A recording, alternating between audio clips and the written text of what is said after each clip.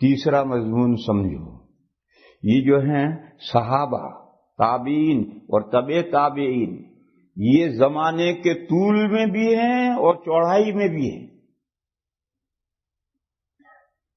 زمانے کی لمبائی میں وہ تو ہر ایک سمجھتا ہے کہ صحابہ کا دور وہ ختم ہو گیا تو تابعین کا دور، وہ ختم ہو گیا تو تبع تابعین کا دور۔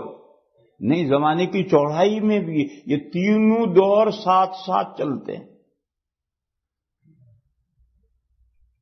کیوں صحابی کسے کہتے ہیں؟ جس نے حالت ایمان میں نبی پاک صلی اللہ تعالی علیہ وسلم کی زیارت کی اور ایمان ہی پر ان کی وفات ہو گئی، تو یہ صحابی ہیں۔ تو نبی پاک صلی اللہ تعالی علیہ وسلم کے زمانے میں تو سارا جزیرۃ العرب میں اسلام پھیل گیا تھا، تو جتنے مسلمان ہوئے تھے انہوں نے حضور کی زیارت تھوڑی کی تھی۔ سب مسلمانوں نے حضور کی زیارت نہیں کی تھی، پورے جزیرۃ العرب میں اسلام پھیلا ہوا ہے۔ جس کی قسمت میں یہ سعادت تھی اس نے اس کو زیارت حضور کی ہوئی۔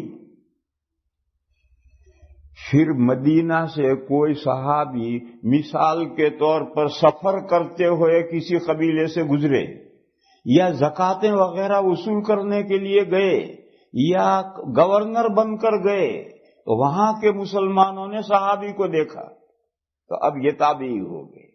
یہ بھی حضور کے زمانے میں موجود ہیں، مگر حضور کی زیارت نہیں ہو سکی، انہوں نے صحابی کی زیارت کی ایمان کی حالت میں، اور ایمان ہی پر وفات ہوئی تھی، تابعین۔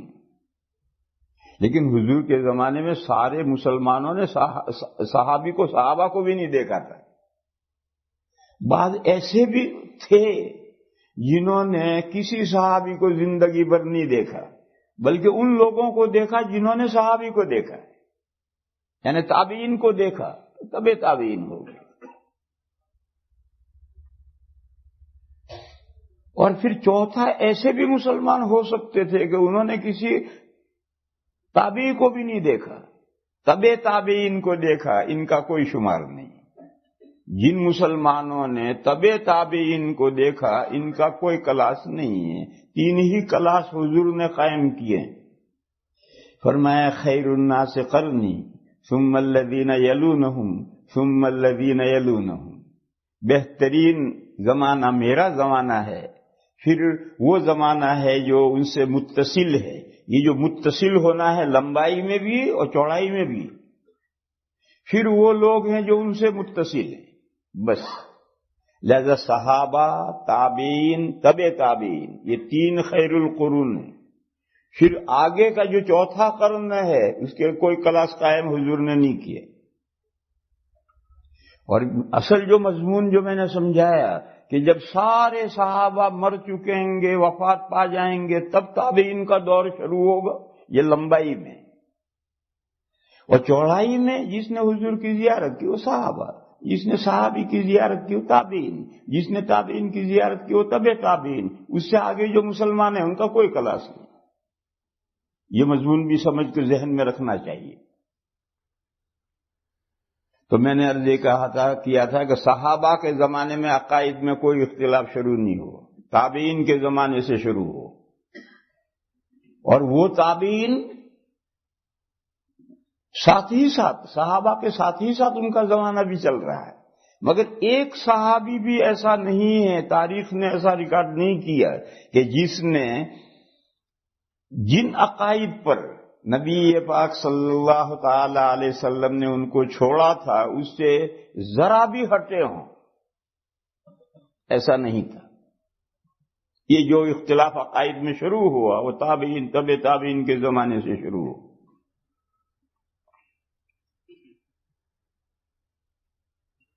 اس کے بعد ایک مضمون اور سمجھنا چاہیے،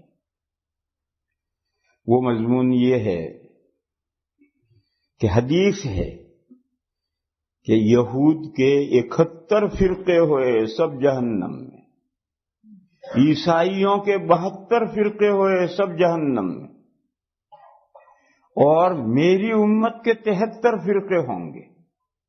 اس حدیث کے شروع میں حضور نے سین استعمال کیا ہے، ستفترق امتی، ان قریب جو اختلاف ہوگا میری امت میں اور 73 فرقے بنیں گے. اس سین میں اشارہ ہے، آپ حضرات عربی نہیں سمجھتے، سین میں اشارہ ہے کہ صحابہ کے زمانے تک یہ اختلاف نہیں ہوگا، اس کے بعد یہ اختلاف شروع ہوگا.